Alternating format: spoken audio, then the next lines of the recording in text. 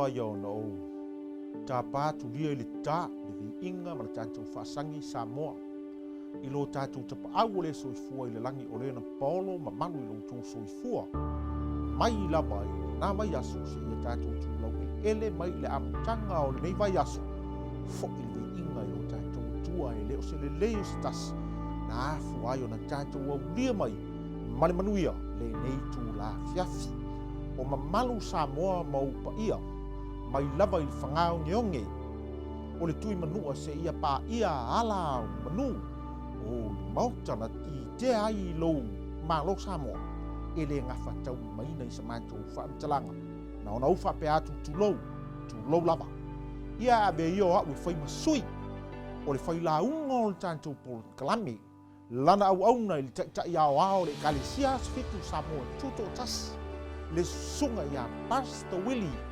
Papu o ia lea o le anau i ina ma whaamanino a tilina le opu waloanga ai sea ina ia mawhai o na tātou manino Samoa i lo tātou a ngai atu i le lumana ma mea o le atu lai mai ai e te manino ai i le taimi o tātou iai nei ua pupu ma ua sasa e le ngata foilea o le a e manino a tili ai i a wala le fili wa filo ngia i le tala le lei Samoa wa afu ai ona le tasi stapu wa inga a walasi ina ia mawhai ona saumia o tātou a inga mawhanau i le wha moe i le ola e wha ona o te talo atu le malea nganga whaalo Samoa au e te misia a fiafi whapenei mai lama nei tula e ono i le uro yaso le aso ngafua ma le aso lua wa yeisi na swinga lai tito le tātou porkalame wa malo lo mai le aso lulu ona tātou toe sosoko atu ai lea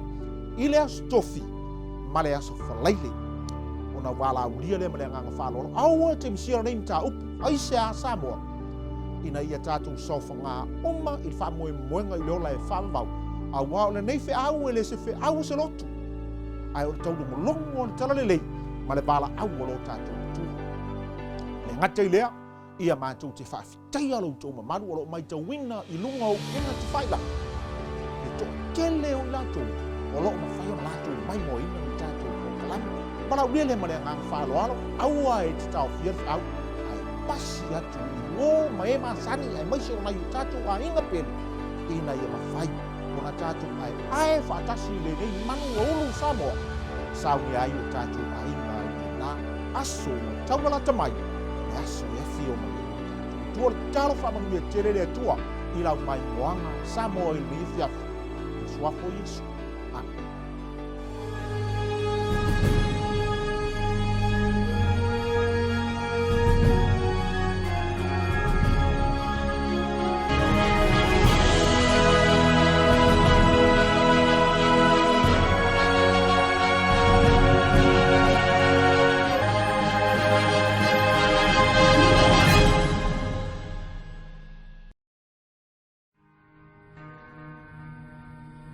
o tau tala tus pa ia i se au, o le se au fa elia, o le se au o le sislinga, o le se au o le toitula.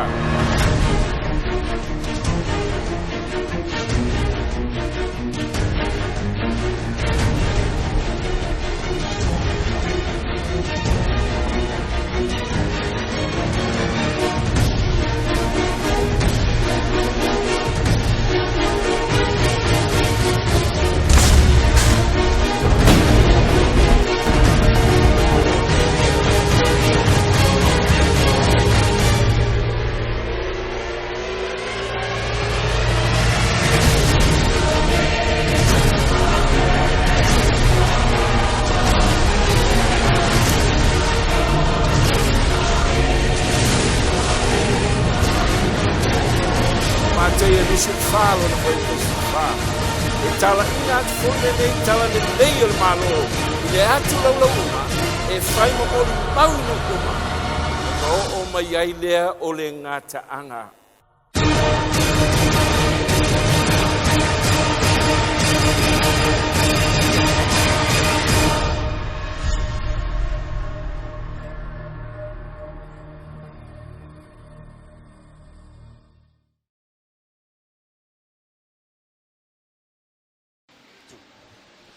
Ili ale puia leo tele ya e toia fia ma Yesu ya oli oli o toa tase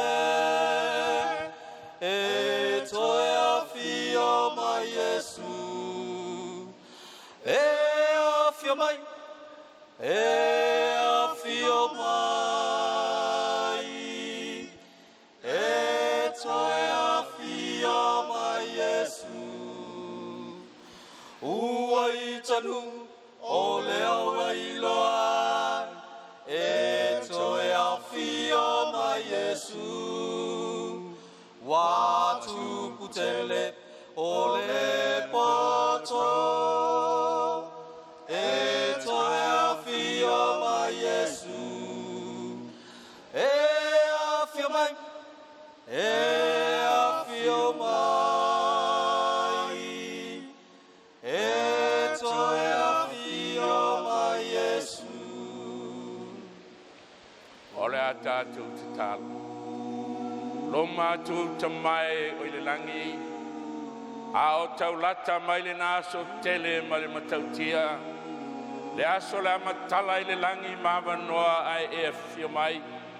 Ue au mai o le toi fe au muri muri e alu lunga le whonga e lele. Le ia tā pena ma sauni ai o mātou tangata. Mo le aso tele te fia mai ai. Mātou ole le anganga sae fia mai le ne fiafi. Te talaina o loto ma fina ngalo te tas. Te talaina le lato whafufonga ma le mātou whalongo. Pai mai rau ona vai vaina o se fuefu o le ele. Whatumuina i lo tumu ato toa mai le langi le ne fiafi. Na ia oi wholau fe au mulmuli le ta ele o loto ma fina ngalo. Lo lava swafa Yesu wa ore mbala o tuai nei. Amen.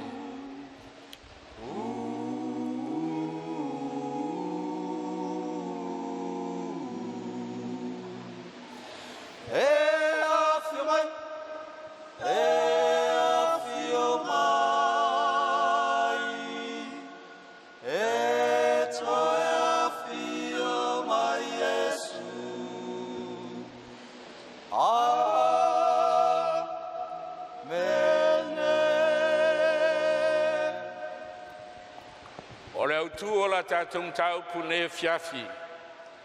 O le Faailoga Uiga Ese le Atua. E ilo ai o ona Tagata. E le ai se malo le lalolangi. E le ai sana Faailoga. E iai o fua. A ngia le fua i lunga le fale wa iloa. O le nā fale ma le nala o ngā ele ele. O le fua le malo le tuai. O New Zealand, nisi o tau oa ti ai, o le konsula ni Amerika, e le whonga whalelua. A e loa te tu ele fu e le whonga whalelua. O lona uinga, o le whonga whalelua atoa, o le lau ele ele o le malo. O le fua i loa ai.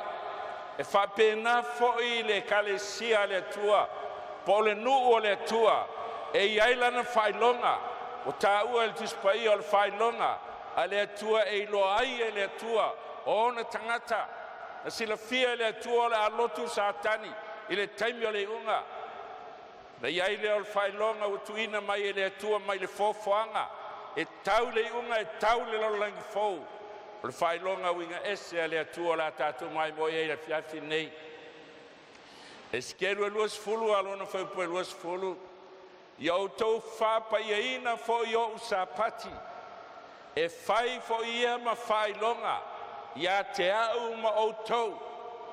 Taupu nei au tau sapati, to tele le atunu e le ngona le fiefia, e le ngona leita, mai manatu o le sapati e lotu asfitu, e le aise fe au le lotu asfitu le sapati, lotu asfitu na sawa na nafi, au sapati o le atua na iai mai fofoanga.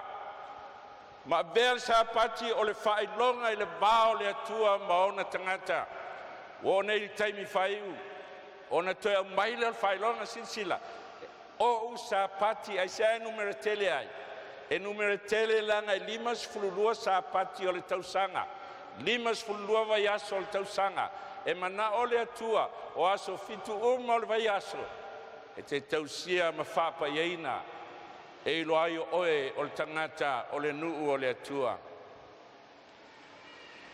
Whai mai waanga lea o le skelu losfulu, ia i loai au tau o au lava o Iehova lo o tau atua. Ia sisila lau tau le mea leina ite tele satani le sapati. O Iehova il whengainga tuai, a o Iesu Keriso lea le lo kou o le atua. O ia o le atua foa i le whengainga fou. A tau la le suafo Iehova i le whengainga tuai, o tau tala le tuspa ia Iesu. Mafuanga na tatou tuspa ia lominga fou le iai, wa vese le suafo Iehova i le whengainga tuai. Aisea, ina ia tapua ia sui le upu le li, langa o satani o le li o le vani manimo. Na e alu le lotu ma whaitau lau tuspa ia, ma lau manatu lai te tapua i le atua, a lau e tapua i a satani. Whafonga e se whamatala i le atua, i se e whalima suvalu, a walo whapea o le whetalaima i Iehova. O a Iehova, o le na whaia le langi, o ia lava o le atua, o le tufunga o le na whaia le lalolangi. Whapsuvalu, o ia na whatuma wina, na ia le whaia fua, na ia whaia i na ia aina, whafonga. O au o Iehova, ai le ai ama se tas. Iehova lea na fōfō mea uma, i le langi mbale lalolangi, le ai maseisi. La tātou la al whengi fōu. Kolo se mumua whau pesugono. A wana whaia e ia mea umalava, o mea i le langi ma mea i le lalolangi. O mea o vaia, ma mea e le o vaia. O no whali mali siri, ma whai pule, na whai e ia mea umalava, na whaia fo i moia. O aile tau tala eltu se kolose, tau tala ia Iesu. Ioane mumua whaupu, mumua o le tolu. O ia fo i neia whaia mea umalava. O le lo kou, po o le fonga whetalai langi, o le upu, neia whaia mea umalava. O Iehova lai whenenga tuai, a o Iesu whenenga fou. Ioane mumua whaupu e tolu neia whaia mea umalava. Ele ai foi se me tasi na whaia, ele whaia ea. O Iehova lea tua fō al whenenga tuai. Whenenga fou, wa liu tino tangata, wa vea malo kou, po le upu, le fonga whetalai o le langi, na ia whetalai o na iai lea. O ia lea na whaia mea uma, o Iesu lava lea i totas. Ona whafonga lea. Iesu whenenga, o Iehova al whenenga tuai, Iesu Keriso lea, o le lo kou, o ia o le atua fō. O le tau e pe ama umani mele tau te manumai ai i le whiau munburi le atua. Iesu Keriso o le atua fō. O lana Faailoga lea whai mai antu si o eskelu. I o tau si o sapati e whai ma Faailoga i le ba o au o Iehova. O Iesu ma o tau teilo ai. O au o Iehova po o Iesu lo o tau atua. Po sulua. Ali skelu e luas fulu. No avatu fo i a te la tau o sapati. E whai ma Faailoga i a te au ma o tau. Mai la tau teilo ai o au o Iehova. Whai po e sfulma lua. I a la tau ilo ai o Iehova po o Iesu. Le whapaiaina. Whau pue luas fulu e ilo ai o ia o le atua na fōfoa o e mau.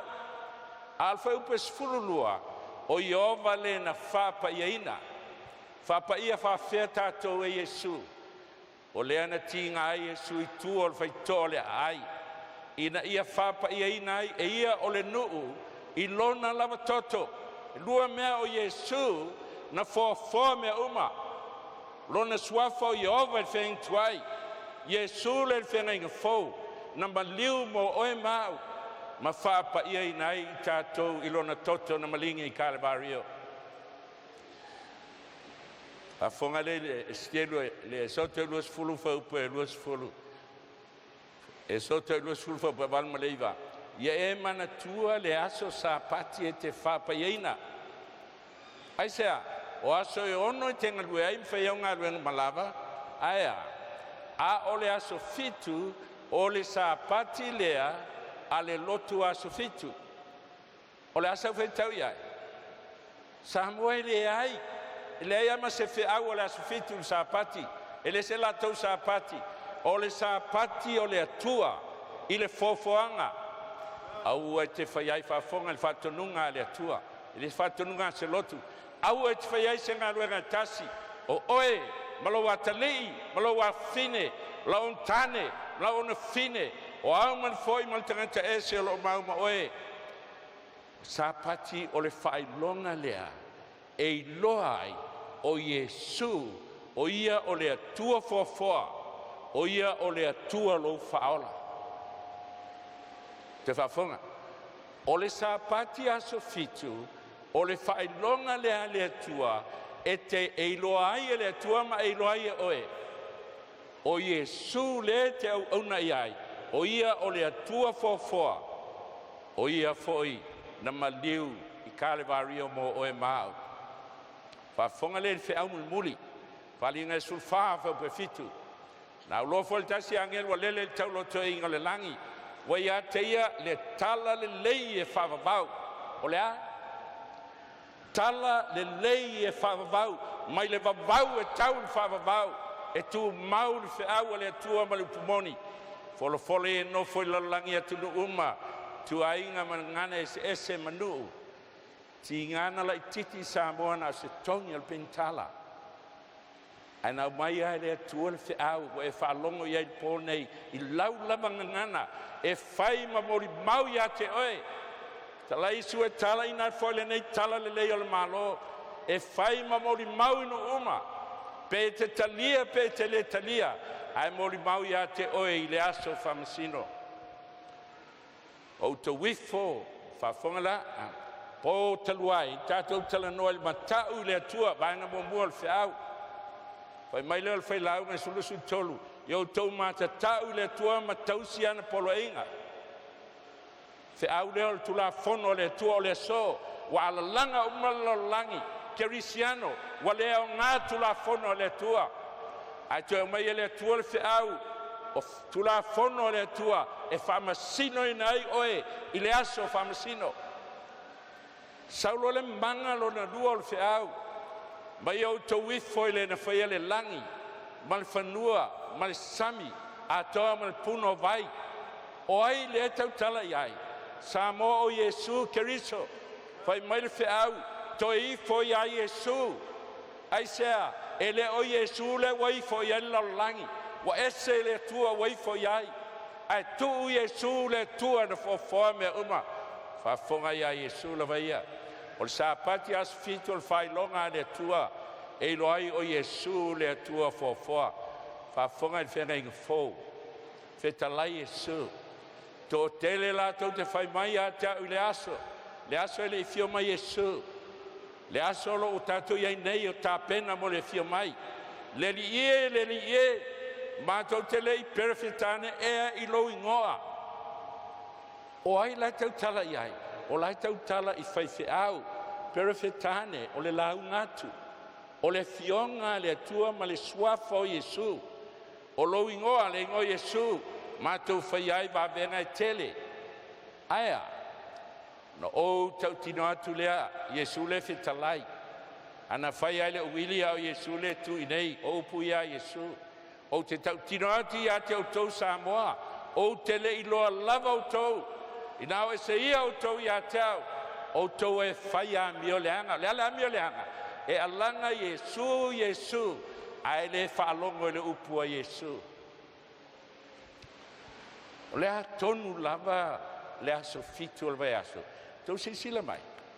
E ala na whai mai whi au lea e whalinga sulfa. Ifo i lea tua lea na whaia le lagi ma le lalo lagi.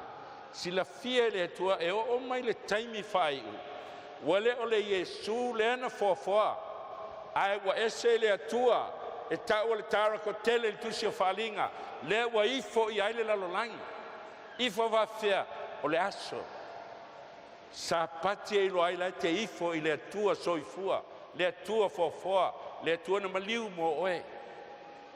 A ese le si aso wa ifo ai tangata. ua le o toifo ia Iesu aua ese le isia tua ua te lisia le po ataeao le atonu a le asofiti o le veaso fa'afoga o ingoa tagata asogafua asolua asoluni ona tatou a o tisi paia e ta'u o le aso muamua te maua la le kenese muamua fa'aumuamua o le tolu tasi o le ulua i aso po o le aso muamua fetalai le atua ia malamalama na malamalama lea aso lona lua faia i le atua le vanimonimo vai vailunga ma vailalo aso lona tolu o tu ese lau ele ma le vai ua ola la au lunga le whanua aso lona wha fo le atua le la masina ma le fitu aso lona lima le aso lona lima ua faia i le atua o manu felelei atoa mai o le sami le aso lona ono ua faia i le atua o le tangata atoa ma mea ola i lunga le whangai ele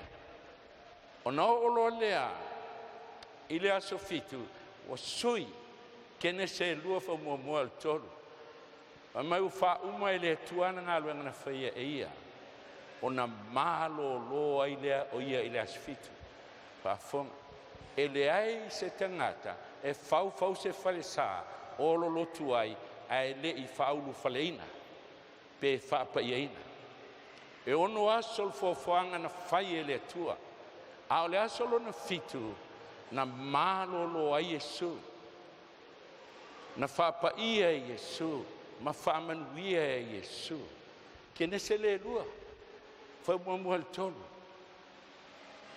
e ia le tasi tagata na aloa le tasi i faifiau fai fa'amole o te fia iloa le mea o te lotu ai fa'afeana o loa ma le taile le faifiau alu e faitau le tusi paia o lou tau atua le mea fai mai le atua e fai sa pati e so ai a sau le lotu tu vave lo faitau ia le ale ume faitau el kene se momol kene se lua la malōlō Iesu i le aso fitu o le vai aso kene se lua fa'aumuamua uma lava ona fai o le lagi ma le lalolagi atua fo'i mea uma o iai o mai al galuega ua fa'auma i le atua i le aso fitu mai le onisi lona uiga i le'i uma ua uma mea uma na fai ae e le'i faia le fa'aulufalega o le foafoaga le ala le mea na fai fa'auma i le atua ua faia le fa'apaiaina o lana galuega na malōlō ai lea o ia i le aso fitu i lana galuega uma na faia manatua o ai lea tautala i le tasi paia Iesu le atua foafoa na faia mea uma o Iesu lea na malōlō i le sapati o Iesu le toa tasi na le ngata na malōlō ai ae na ia fa'asaina ma ia fa'amanuiaina seisele me na le no fe atu le sfi au le asfi tasa o nafi ale o tatou o ai fofoanga langa o lai ai tangata o le tua i lotu ese a ona la tau whalongo le fe au le tua e le mawhai e se lotu e le mawhai e se tangata na tawhia e alo lofa moni i le tua kene se lua whaupu e tolu o le fisila o le ale aso fitu le ana malōlō ai Iesu si sila le polo inga e wha ia e manatua le aso sapati e te whapaiaina a o le aso fitu o le sapati lea ia Iehova lou atua le aso fitu le ana malōlō ai Iesu e whamanatua ai le foafoaga ua tau e le atua o le sapati o le whailonga le atua i ona tagata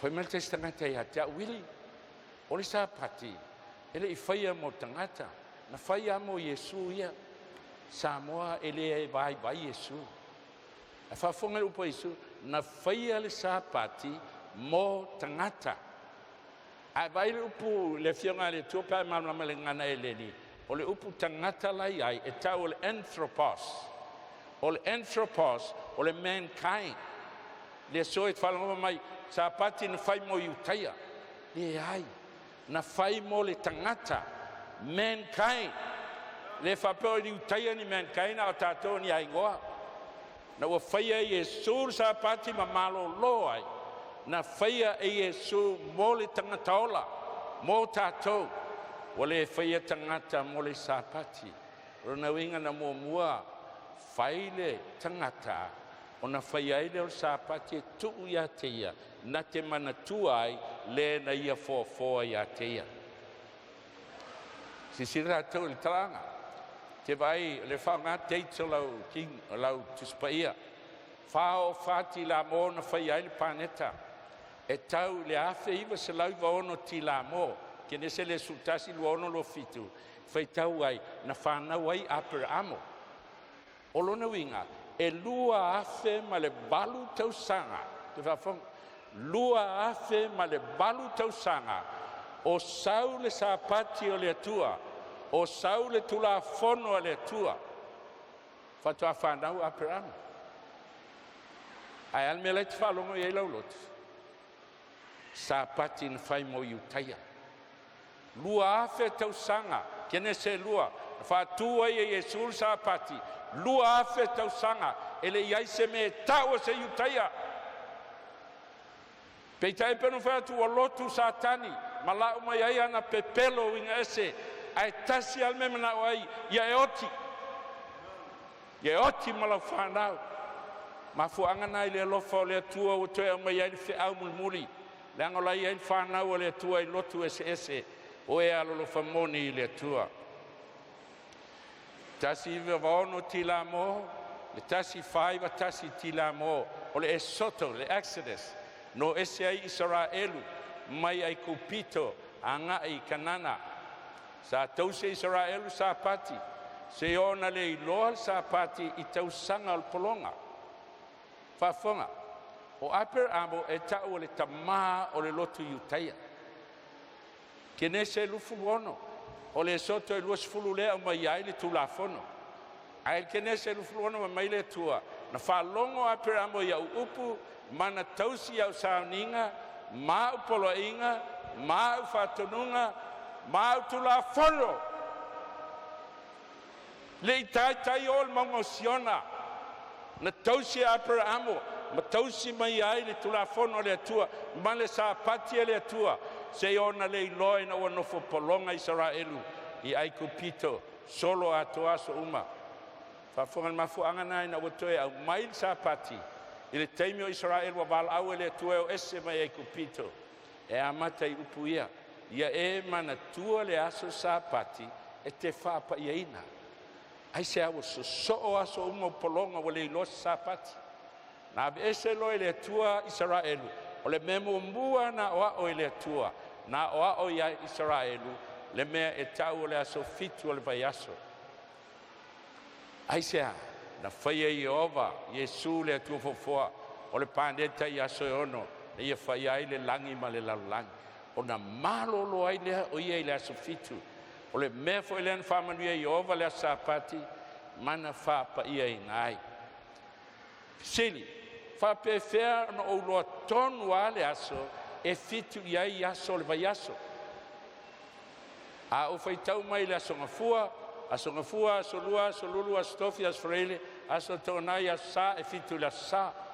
A o whaitau mai le aso lulu, e fitu le aso lua.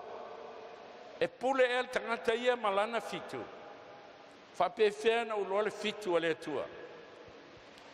Tato o le teimi o le manai. Teimi na wala o le tua eselo nua Israelu. Talai mai leo Iova ia Mose whauta te whato na ifol mea ai mai le langi ma au tau. Whawhanga e le tua Israelu mai le langi. E o atu fo le nuu malatou whaputu.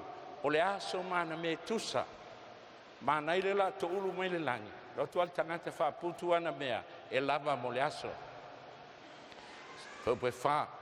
Le hale mea nā laina o mai le manai. Whai mai le tua. Ina ia o tofo ia te ilatou, pe sava vali, ia o tula fono pele ai. O ai tula fono ele i ol mongo Sinai.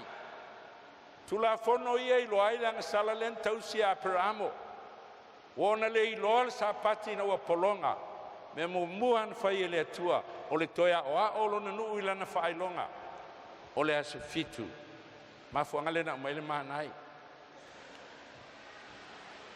Sisilia, tau sfuluono fa prelima leo te iai. Ao ila sono, la tu te sauni le mea au mai ai. Tai lua mea, tali lua mea i mea e whaputu ai i le aso ma le aso. Asulono whaupelu fulua. Wo foi le sono, le asfareile lea. Na whaputu ai lea lua, mai ala tau me ai. Te lua o mera, mo le tangata e to tas. Nuinga e au alau manai, e lava mo oe. Au I, e loa ai ele nu o Israelu, le ese senga o aso. O aso malava, tai tasi le o mera al tangata. Ai o loi las freile po le aso lo nono, tai lua loa, e tasi mo le as freile, ai tasi mo le sapati, ai sea. Fai atu lea o ia te la tau o le mea lava neu feta lai mai ai Jehova. Whafonga, o le fai taunga o aso, ma le whaatatianga o le sapati, e le se mea na fai el tangata, o le mea na whaatonu mai le langi e le atua. O le aso tae ao le malo longa lea o le sapati pa ia Jehova. O mea mo foi to te fia tau i nā tau ia, mea to te fia tunu i nā tunu ia, o mea ma foi o toi o tau tu lea mo o tau, ma teu ai se ia tae ao. O le tau singa o le sapati, e le se mea se lotu, e lea ia i ele lotu, o le mea na whaatonu mai e le atua, le tau singa o le sapati, le anga o le whailonga i le bao le atua ma o le tangata. O la tu foi le tae ao, me ian tai lua mai le sfrele, pe on polo ai mai Mose, ai le ia elo sia lava, ele ai lava se ilo o iai. O nā lea, whau pui lufu lima, whai atu leo Mose tau te ai lea i lea so, wa o sapati lea so nei a Jehova, tau te le maua se mea i le bao i lea so. Sila foi, i lea sfitur veas, aso mumua tasi lo mera al tangata. Solua, solulu, as tofi, as fareile, ua lua o mera al tangata e au. O le tasi mo le as fareile, a o le tasi mo le sapati, langa i le ai se manai e to ulu mai le langi, i le aso sapati. Nai loala Israelu me ta o le as fitu o le vai aso. Per me stato amen. Falon i tangata fai mai le lopo ai, alan fa penai le lol tu spaia. A o man fa senga ile tua fa fonga na o lea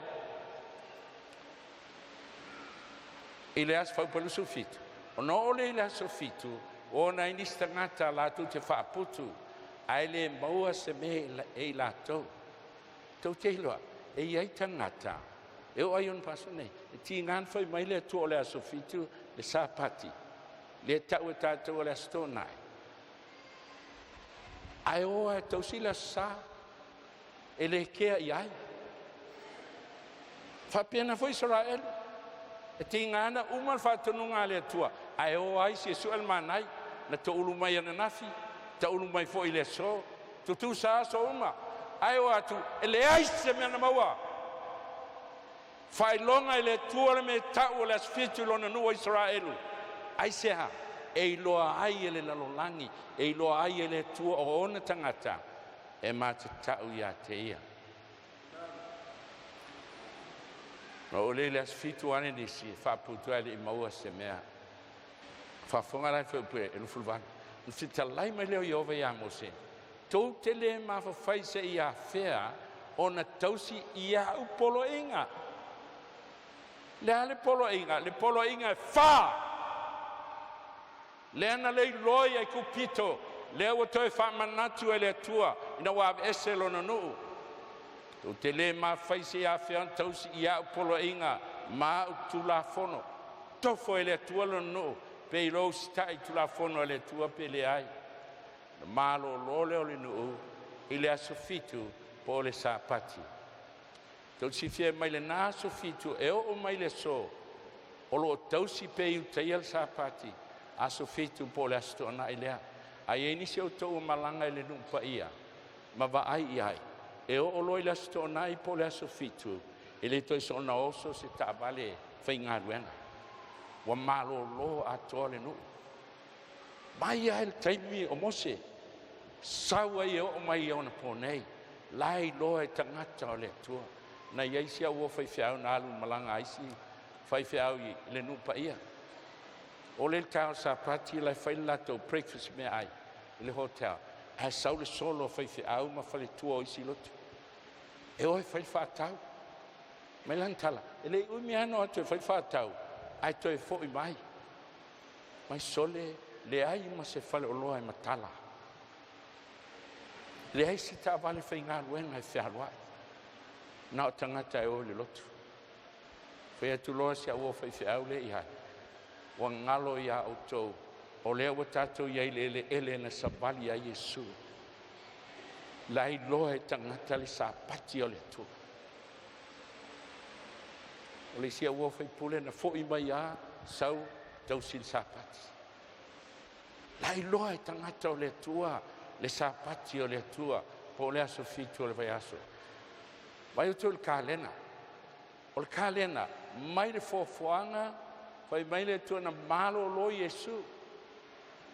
O ese Israelu mai e kupito au mai le manai faailoga ai e le atua le me ta'u le asfitu. Au mai tula fono e se fulu le maunga o Sinai poloenga e wha i e manatua le aso fitu.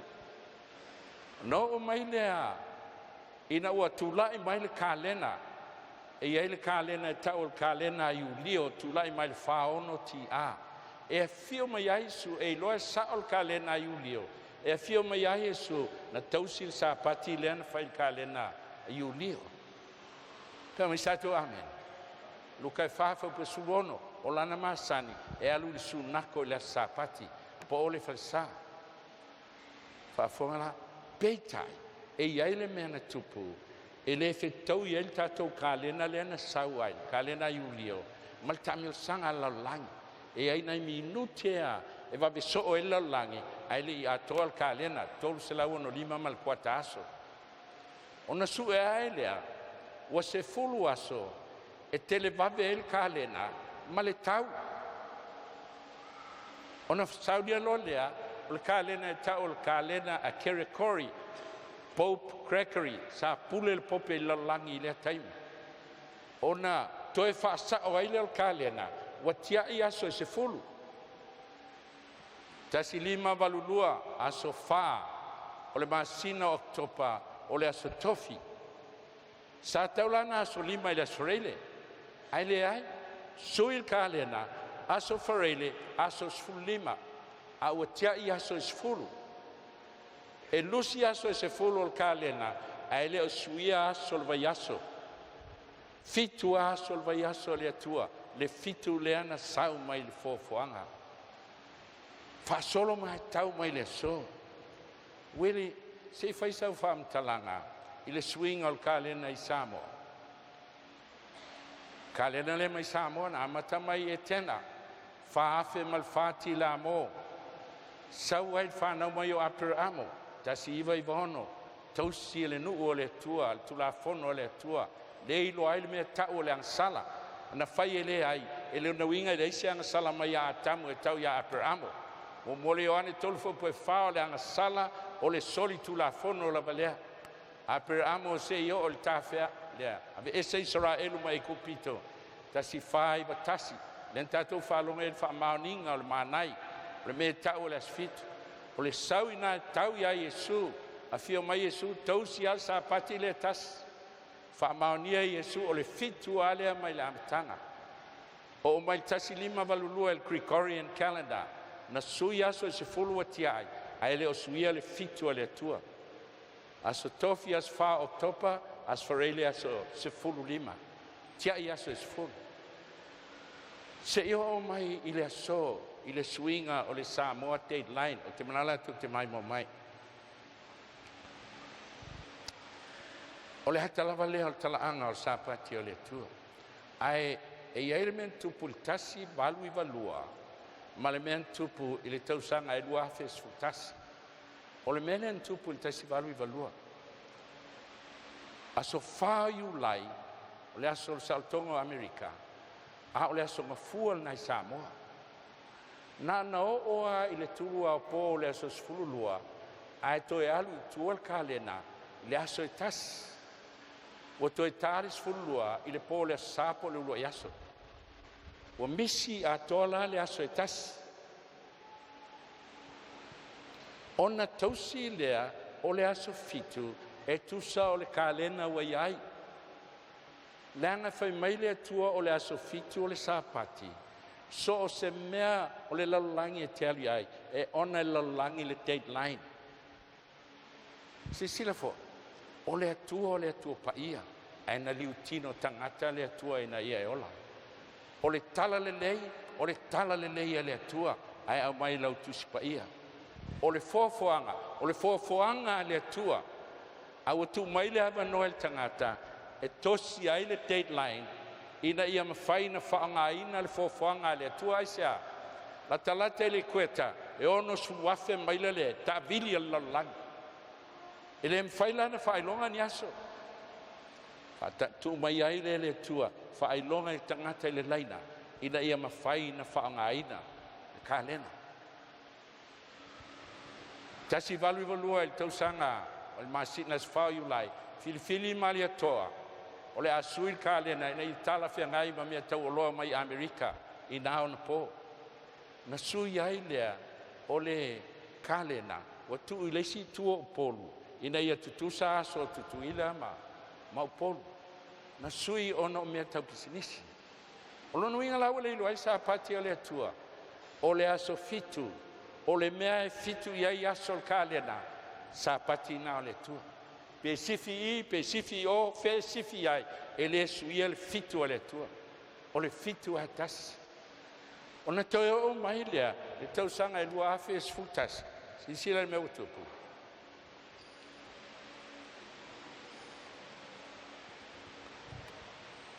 To ese la suetas, sfululua il pole sa fua, to tal sfululua il pole, lo lo aso por la sa. Ai o mai le lua afe e sfutas, te se mas tolu sfulu. Lena to suie e tu le epa le deadline. O le aso tofi, saua le aso tofi saua, talo le se fulu ma le lua, e le asfrele, e tale se fulu lua e le stofi, te ia ua oso iluma, aso atoa no oso iluma, tia i le asfrele, ai oso mai le stofi midnight, ai tau le se fulu lua o le asfrele midnight. Tu si sila lea, na to ese o e mali atoa le aso e tasi, a leo to e wha popo i il teimi o tu i le epa. Le alawa to e fo i ale ka le na le tua, i le fofuanga, ma le fitu o le tua, no mai ai mai le fofuanga. To e fo i ai le aso fitu na sau e le fofuanga. Ai talu ai o lotu sa tani, o feo so i ai fua lotu as fitu, tausi le sa, lana e mana o sa tani, e tausi e kale si as fitu le sa. Sau lolo fatu nunga i lunga i lotu. Tausi le sa le fitu na. E na o SAMOA le tunu e to tasi lalangi e lua na aso fitu. E aso fitu le ka lena lau tele lalangi. Ai le aso fitu ala lo vai ia. Ai sea wa whaabalea sa tani o te ita ai sea langa manatu palangi e mawhaina la tau whaabalea SAMOA le tunu vai. E le valea lo tunu. E le valea lo tunu e le po pese no. Le o tausi le sa. E whafonga lau tau me utup. A lau ngātu le whiau. Ai whaoso voi sa la tau sa niga. Ta ofi ai tangata. Ia oti ngumu le lo tuas fitu. Awana i loale le fase se wa fai. O te iloa so se meo te whialoa iai. Na wa aia wa whaosa o sauninga, whai foi la tau sauninga. O au te lei loa pio se tala lango le olo le tunu e whalango lango le upu le tua. Mai oto, e le valea SAMOA. Le whai mentis pa ia, e le whaabalea ina foi e satani. Le nuu o le tua, ma tangata o le tua. Leo toi au mai whiau. To ese le aso e tasi, leo toi whaapopo le aso e tasi, leo toi paleni le kalena, i le mea na saua il fofoanga, ai oso fua loto asfitu tausi le sa, a fonga mai, a whai te loto asfitu, alo ese, sola ese, te oti ai mena iai, po atala palani ma le loto e whai atu, whalongo e upu e le tua, e le suia se tasi le upo le tua. Ia e mana tua le sapati te whapa ieina.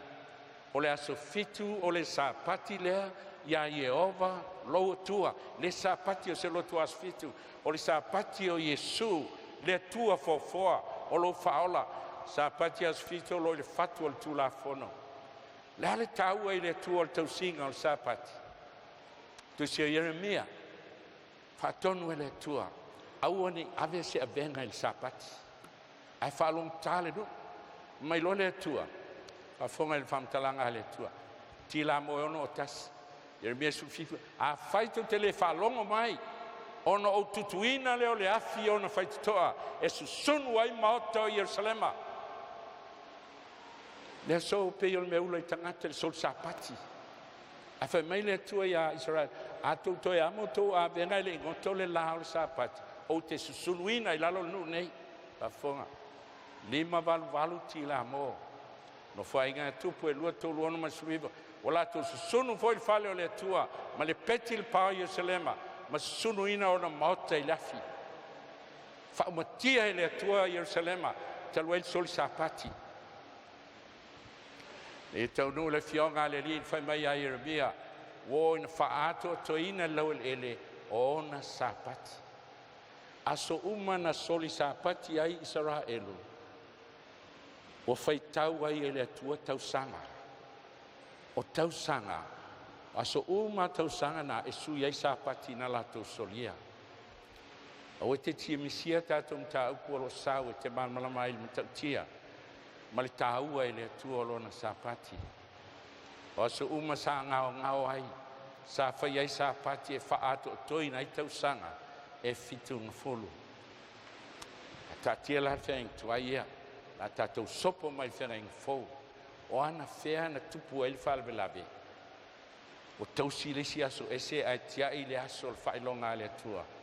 O lu whale leo Yesu su nako i la sapati. O lana masani. Po le halau lotu o lo e lotu ai.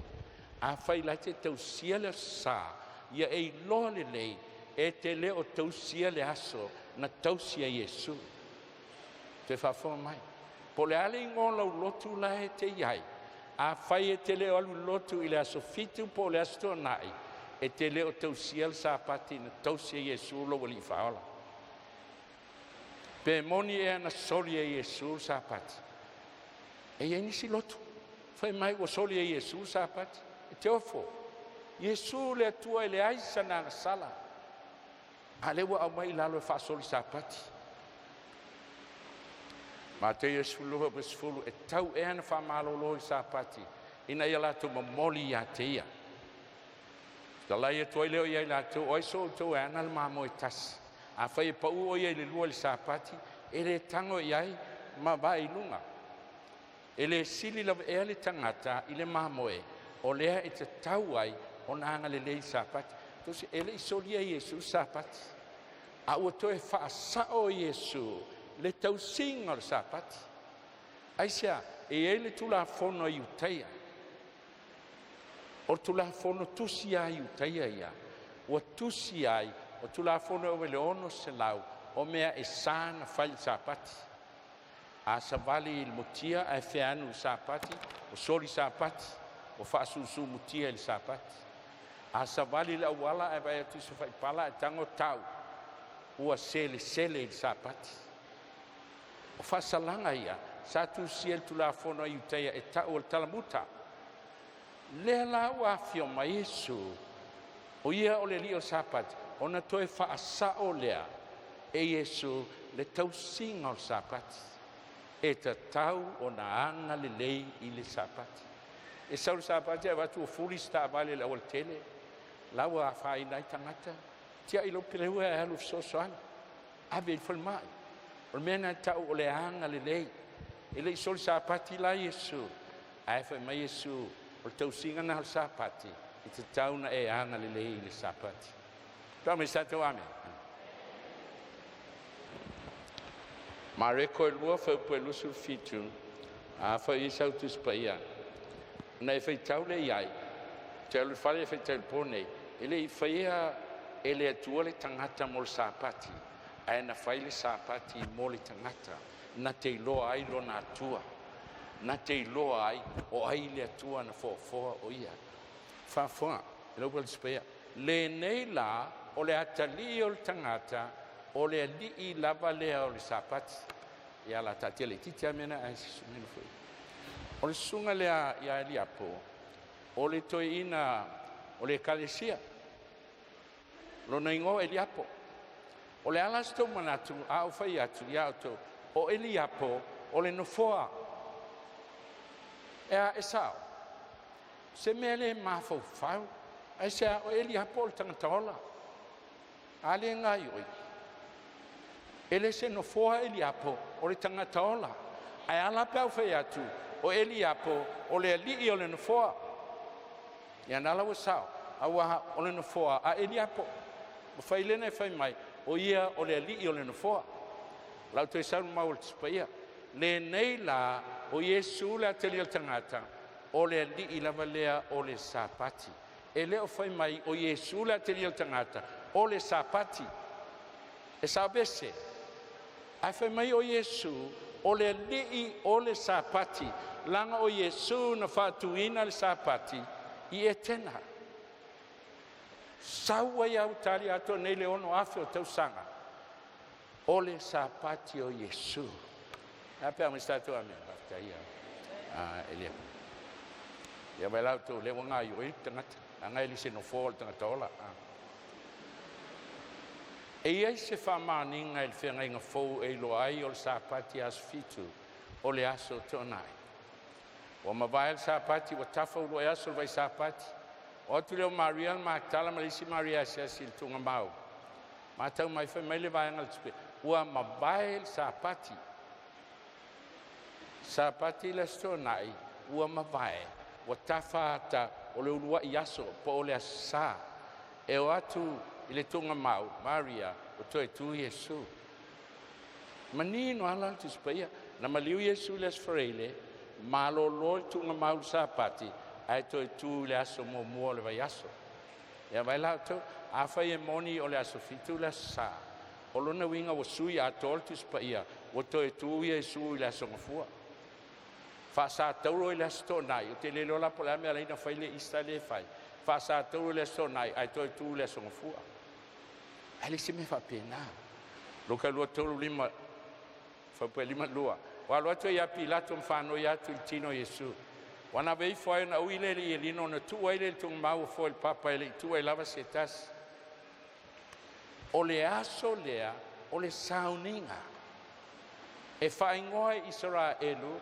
le aso farile e tau o le aso le sauninga po le aso le sauninga e sauni ai mea mo le sapati te va formai o le ingoa le a Israelu po iutai e fa ingoa ai le aso farile o le aso le sauninga po le aso lona ono le vai aso le la no e fine ia fai mai e o te watu mea manrongi wala talata le sapati o mulmuri atu fine no mai mai Galileia wala tu va ai tu mau mal tu inai o lontino o nalia wala tu toi fo yatu wale lava stemi e sauni ai mea manongi wala tu toi fo yatu o sauni mea manongi sa manongi wala tu malo lo fo il sapati e al sapati astonai e tusa male polo inga le al polo inga le atua la ta ua le asfreile le mali wa Iesu ta ua sapati na malo lo ai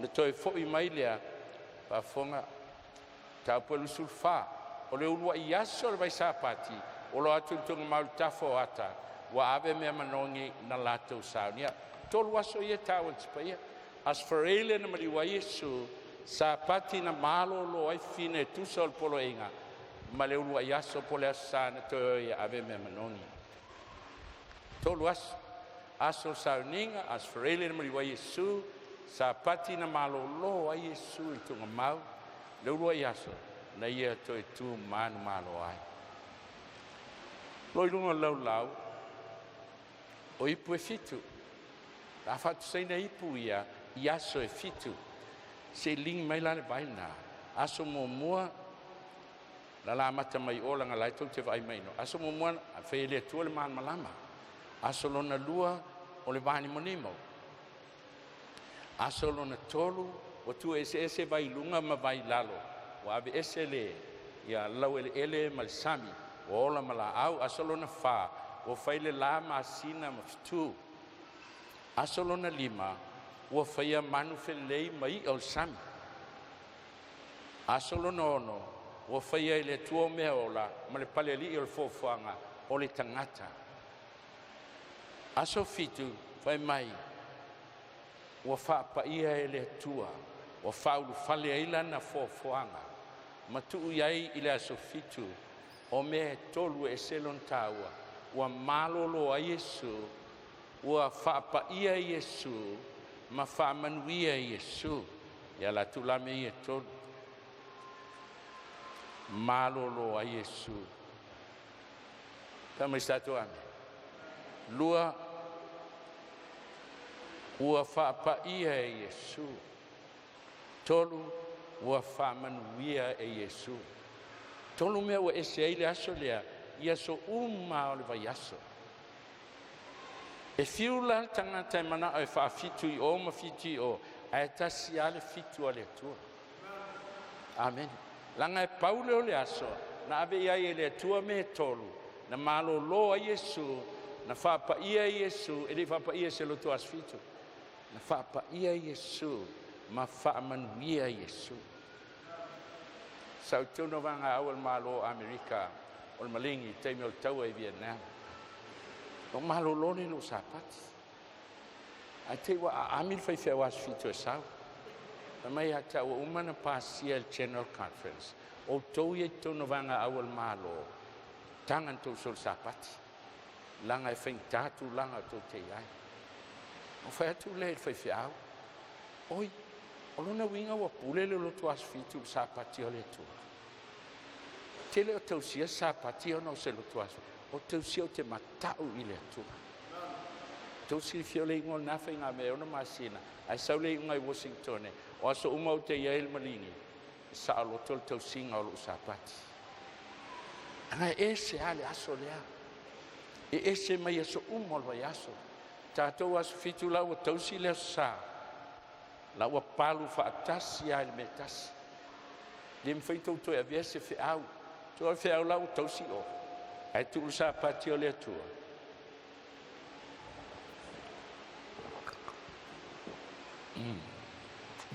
ese le sua malie o le usita I le upu le tua te savali la no nei au e lo mo mautinoa e te le usita I se lotu la te usita I le tua la te ustai a Yesu e na o Yesu le na e ma fai na faola ia te oe il temi fai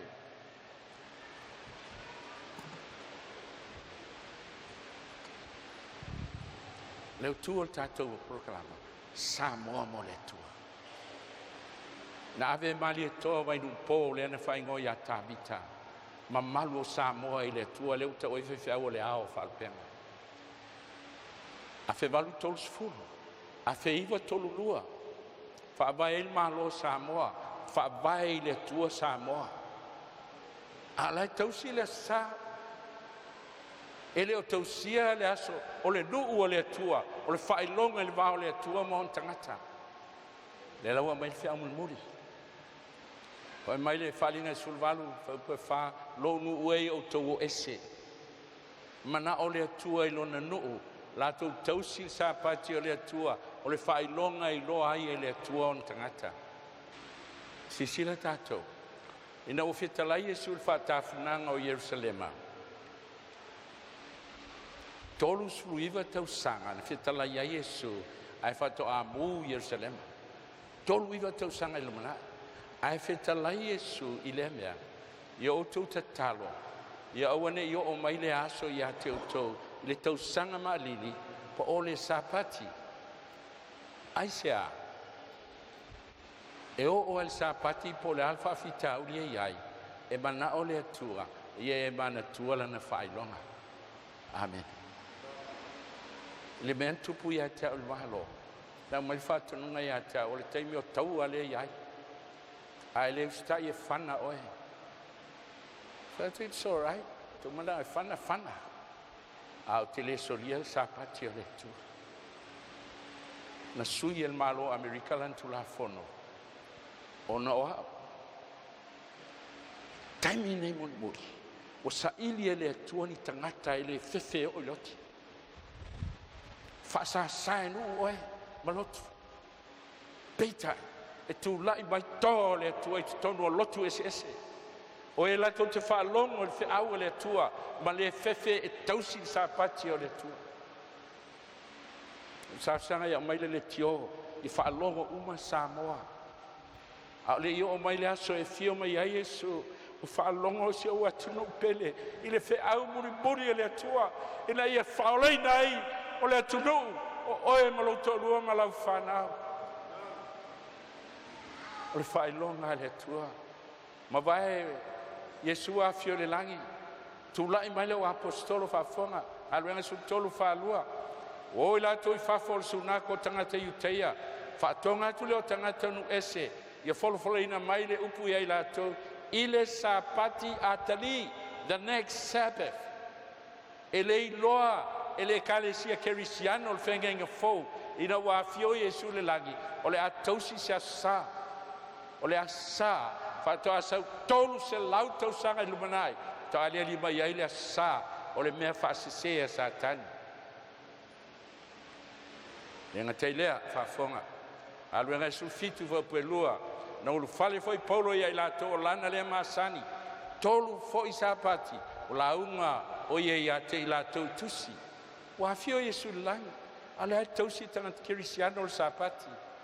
Launga foi el sunako i lea sapati, ma lea sapati. Pulu nau watu ia iuteia atoa ma eleni onu ese. Ele iloa ele uso se me tau se sa. Tasi ale aso. Tapua ia tangata o le tua. Asu el tusi leo o ngā luenga. Fa valus fu fa sauninga. Na faia el sapati. E pere fafa upueiva. O tuina mai pea le malo longa fa sapati. Mo tangata o le atua. La mea laina tau o le malo longa fa sapati. No walu lea i le lexicon. O tau e malama le ngana eleni. O le lexicon o lomi fifiloi o le ngana eleni. Suele o le upu sapatismos. Le whangai le peru e fafa upe lima. Upe iwa. Pai mantis pa ia. Sabbath rest and Sabbath observance.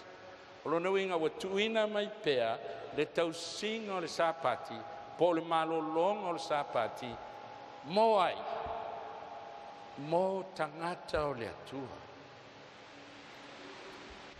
Leo tau masenga o se lotu. Ai mo tangata o le atua. La iei whanau o le atua i lotu ese. Pea ona lato malama, lato te ustai i le atua. Whalinga mo moho suna o le anganga i le aso le li. Le alanga lotu o le aso le li i le sa whafonga. Mare koe lualo sulwa le nei la o le atali o le tangata o le li i lava lea o le sapati. A whai o Yesu lea o lona li i o ia o le li i o le sapati o le ala le aso le li. O le ala aso le li. Oka o kai wa ngu le tunu. A whai o Yesu le li i o sapati. O le ale aso le li. Sapati! Te fefe o le ha.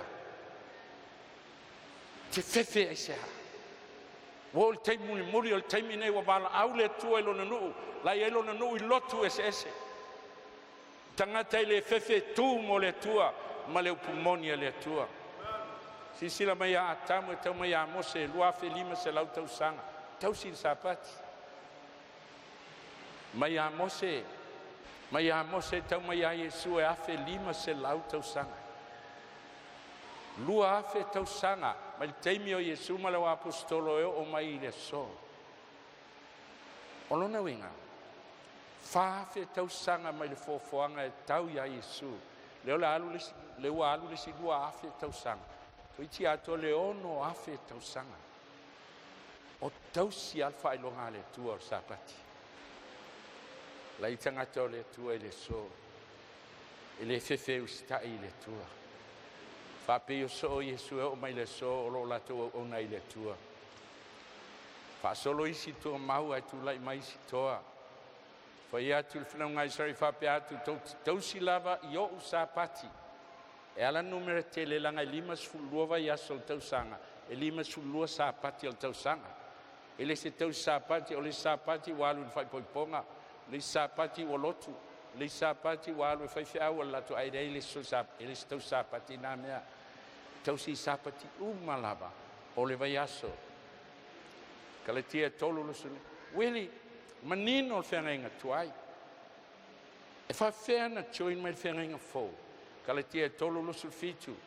A wā o tau umalava na papisaina ia keriso, o tau ofu ia keriso. E leo iai se utaia po se eleni. A whai foi o keriso tau e moni o le whanau o tau apiramo. O suli foi e tusa ma le mea na wholofolaina. A iai stanga te vai mai o ia o le kerisiano. Vai mai le tuspa ia. A whai wa e talia Yesu o oi o le atali o apiramo, o oi o le utaia. Al whenga leo te whaia mala ingo Israel pe ama vai atu i aso. Aso le whengi tuai. Tau tala ia Israel whalenganga. Lo whetalai mai le lia o tui nātu wā o tu la fono. I o lato mawhau ma o tu sia i o lato loto. E whai au ma o lato tua. E whai lato mo no. Whenga tuai na tu sia tu la fono e se fulu le tua i papamaa. Al whenga fau. O tu sia le mana o le anganga pa ia. I le mawhau po le loto le tangata. Whai mai polo ne wha ia e mana tua le aso sa pati e te wha pa ieina. Pero whawhau pa iwa o tuina mai pele malo longa wha sa pati. Mo ai. Mo le loto aso fitu, ie ai. Mo le aso fitu tu lo tasi, le ai.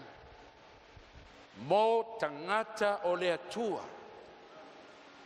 Lai ai tangata o le atua i lotu e sese lai tausi a sa. E mana o le atua i tangata na o lona nuu. E o ese mai. Ai lato talia le failonga le atua. O lona sa pati. Is whainga sa tani le sa pati las fitu le failonga le atua. Solia ana whai tau langa lau tu la fono i skero lua ono. Wala tau whaleanga me paia. E soe ti whalonga tu le tio. Wale to al ngatu la fono le tua. Mena tupu feing tuai. To sai le tua. Wala to le failonga ina me paia ma me le paia.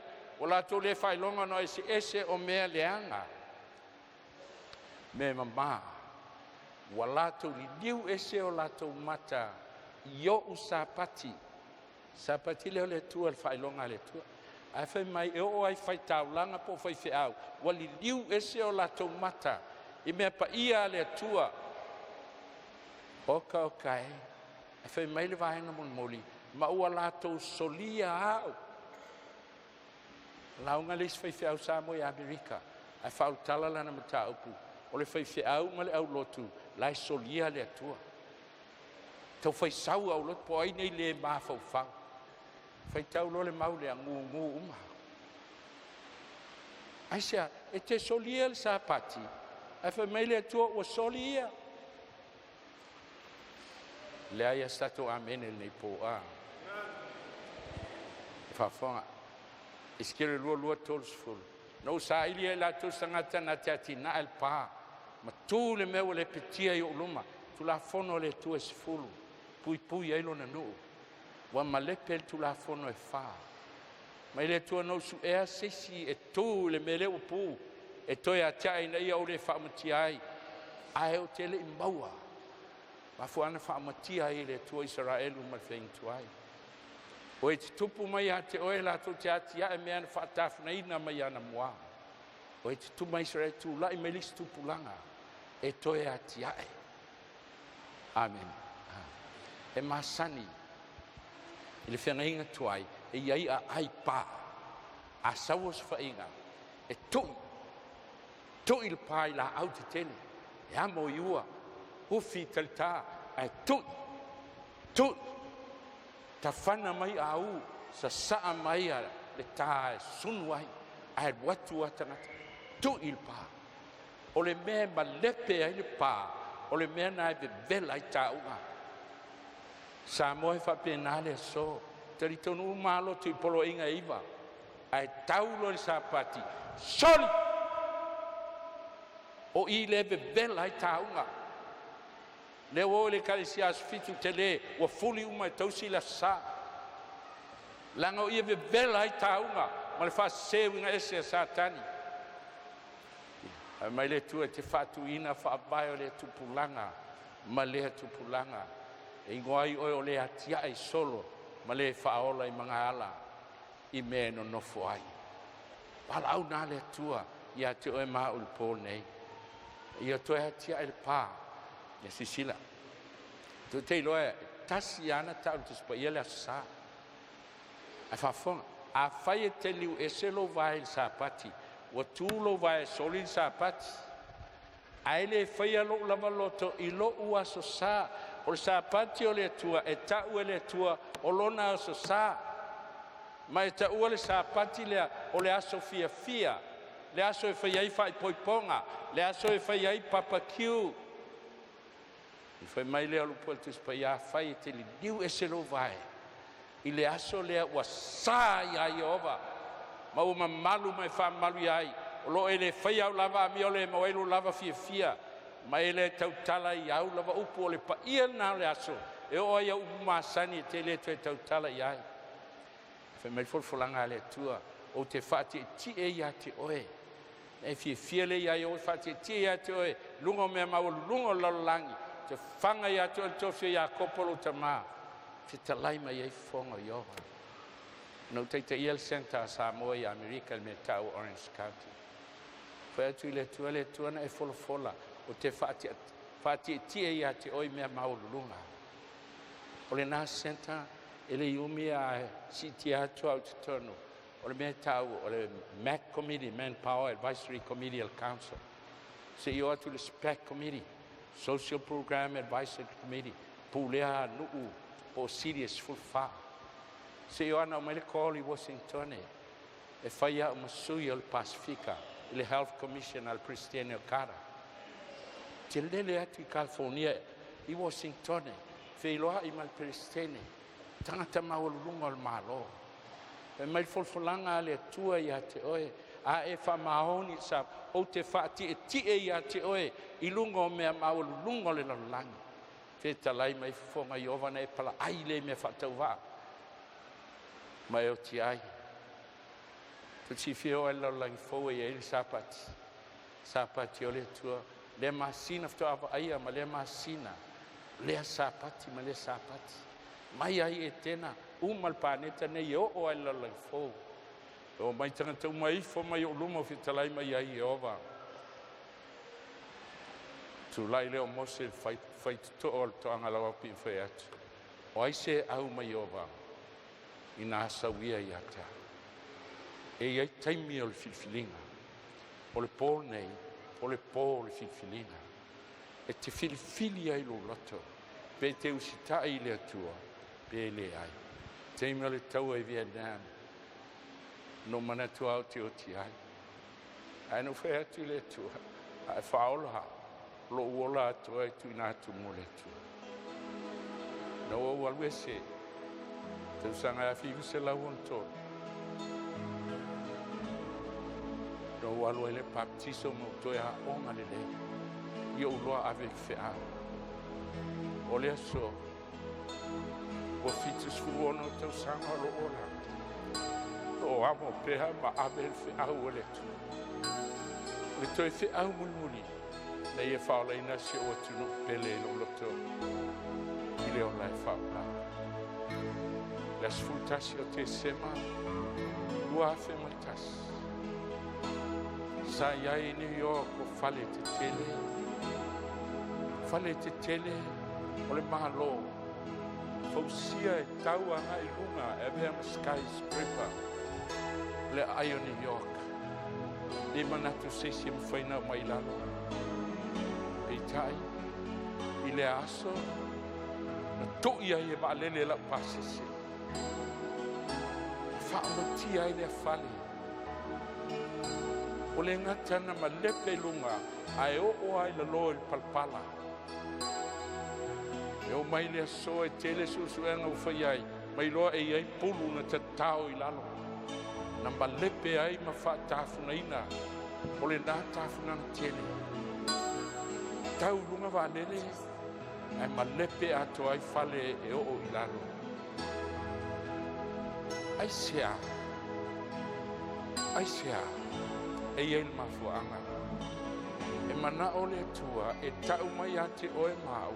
O le file mu o iai le lalulangi. E whaafua sei lava o na wha umaina. O na tāua ai lea o lo wola e tuina atu atoa I le tua. Na tāua ai lea o le pole nei e te le I saufua na iai le anga o le tua malo na ngana pa ia. E tai mai oe. Ina e whaalonga o le whiau muli muli e le tua.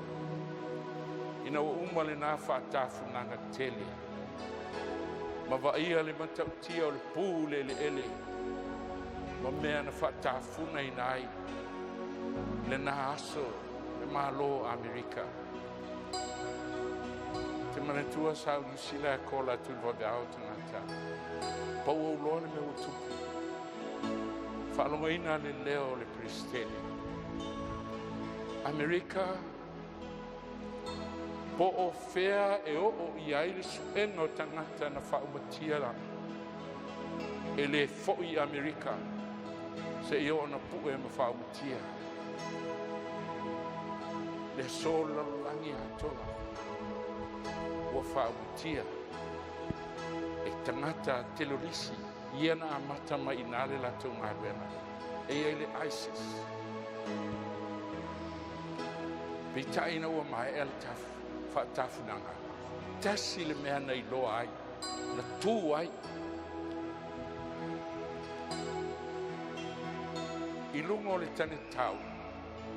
Te le lor me wo ia iata ia. A lungo le tane tau Amerika na ba ai ai. Whaatafunanga tele. Ai tu ai le fua. Le fua al malo Amerika. Tau te si le fia. Le nei ta whaatafunanga te le. Tasi ale mea nei loa ai le loto Amerika. O lana fua.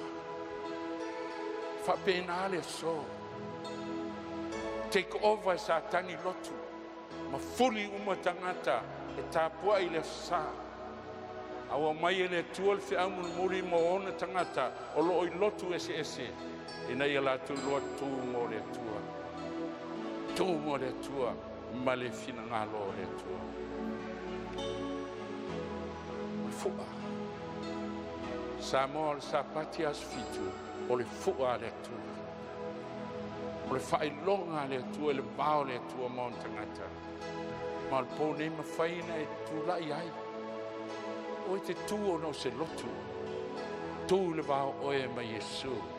Ta uatu ia te ia. E te ustai le upua le tua. Whaalonga le whiau a le tua. Whiau a angelu e tōtō. Tala I nātu e whai mamori mau. No o mai ai lea o le ngata anga. O lo alanga I atu nuu taitas. Po newa e whaalonga I lau lava ngangana. Alwala au alofa Yesu. Lo tamae, lo tinae. Lo uatali ie, lo uafine. Sau ia te au e te ola ai. Te ise tasi e tō mo Yesu neko. Paftai tina. Se tasi tō mo le tu. O iena yo inga le ngampa ia. O iena na whanau lotu ese ese. Awo le teimi tu ai mo Yesu. Samoa I se ai te oti ai. Ele I saunia le afi mo oe. Saunia mo satani mana au. Saunia le tua o le ai le Jerusalem fo. O lo tofi na sama. O I lato uma e talia Yesu Keriso. Mo stai le upua Yesu.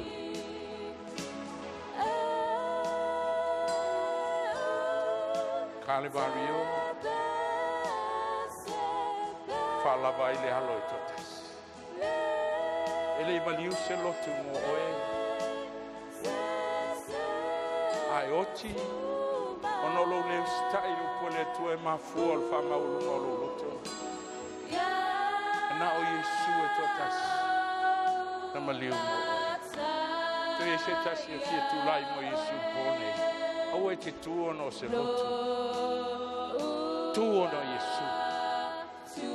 Tu e se tas e fi tu mo Yesu.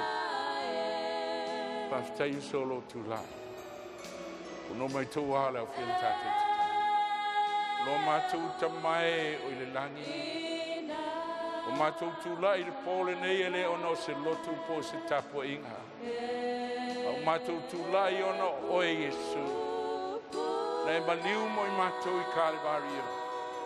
Nei fo ina mai lo soi fua i nei a mātou wola ma mātou whanau.